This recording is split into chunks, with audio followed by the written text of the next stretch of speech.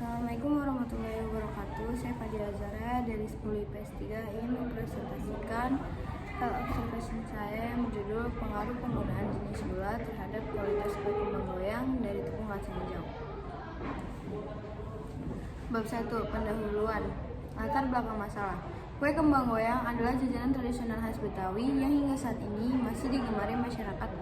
Kue kembang goyang tersebut dari bahan tepung beras, gula pasir, kuning telur, air dan garam yang dicampur, dicetak, kemudian diselesaikan dengan cara digoreng. Kue kembang goyang memiliki rasa yang enak, yaitu perpaduan rasa manis dan gurih. Beraroma khas, kue kembang goyang berwarna kuning keemasan, bentuk seperti kelopak bunga, serta bertekstur kering dan renyah. Kandungan protein tepung kacang hijau adalah 2,2% dari 100 gram tepung kacang hijau. Tepung kacang hijau berpotensial untuk dikembangkan sebagai bahan pengganti tepung beras dalam pembuatan kue kembang goyang, dan pengaruh jenis gula terhadap kualitas kue kembang goyang tergantung pada jenis gulanya, seperti gula pasir yang akan memberikan rasa manis, memberikan warna pada kue, dan membentuk tekstur kembang goyang menjadi lebih halus. Rumusan masalah.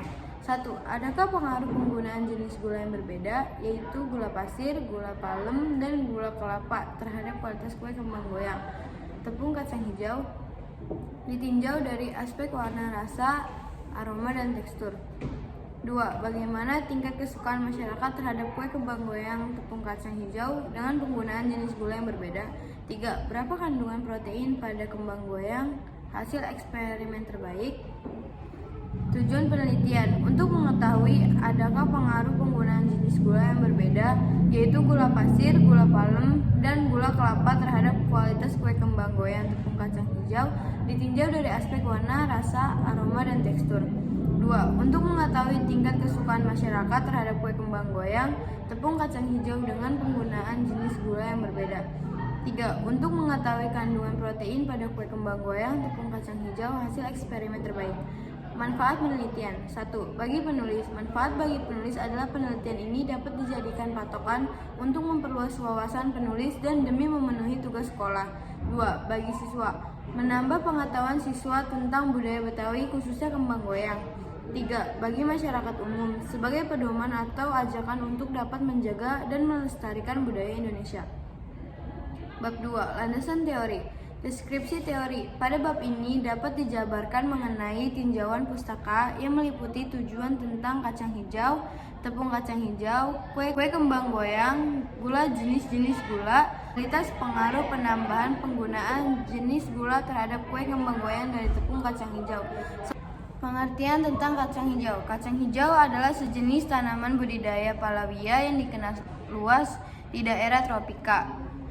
Tumbuhan yang termasuk suku polong-polong ini memiliki banyak manfaat dalam kehidupan sehari-hari sebagai sumber bahan pangan berprotein nabati tinggi.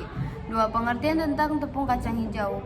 Pengoptimalan kacang hijau sebagai bahan untuk membuat makanan dengan dibuat tepung terlebih dahulu pada pembuatan tepung kacang hijau, karena kacang hijau yang dipilih adalah kacang hijau yang berkualitas bagus dengan klasifikasi butiran utuh, tidak apek dan tidak berulat. 3. Pengertian tentang kue kembang goyang. Kue kembang goyang adalah jajanan tradisional khas Betawi yang hingga saat ini masih digemari masyarakat. Di beberapa kota, kue kembang goyang tersaji pada saat perayaan hari raya dan hari-hari besar lainnya. Nama kembang goyang berasal dari bentuknya yang menyerupai kelopak kembang dan proses pembuatannya digoyang-goyang hingga adonan terlepas dari cetakan. Pengertian tentang gula. Gula adalah karbohidrat sederhana yang menjadi sumber energi dari komoditas perdagangan utama. Gula paling banyak diperdagangkan dalam bentuk kristal glukosa padat. Gula digunakan untuk merubah rasa menjadi manis dalam keadaan makanan atau minuman. 5. Jenis-jenis gula. 1. Gula pasir, 2. Gula aren, 3. Gula kelapa, 4. Gula palem. Pengertian kualitas. Kualitas atau mutu adalah tingkat baik buruknya atau taraf atau derajat sesuatu berkualitas.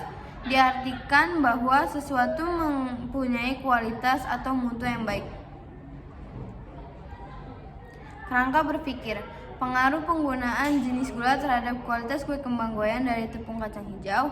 1. Penggunaan jenis gula. 2. Jenis-jenis gula. 3. Kualitas kue kembang goyang.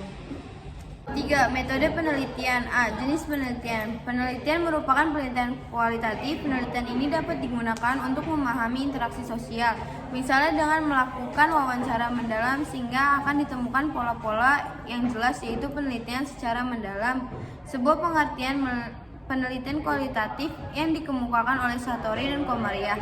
Menurut Satori dan Komariah, pengertian dari penelitian kualitatif adalah penelitian kualitatif merupakan penelitian yang menekankan atau memusatkan pada quality atau hal yang terpenting dari sifat suatu barang atau jasa.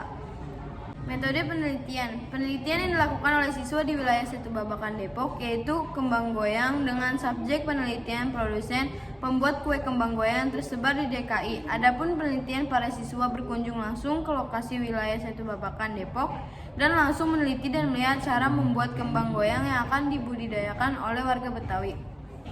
1. Lokasi penelitian. Penelitian ini dilakukan di beberapa daerah yang tersebar di DKI Jakarta, yaitu Setu Babakan.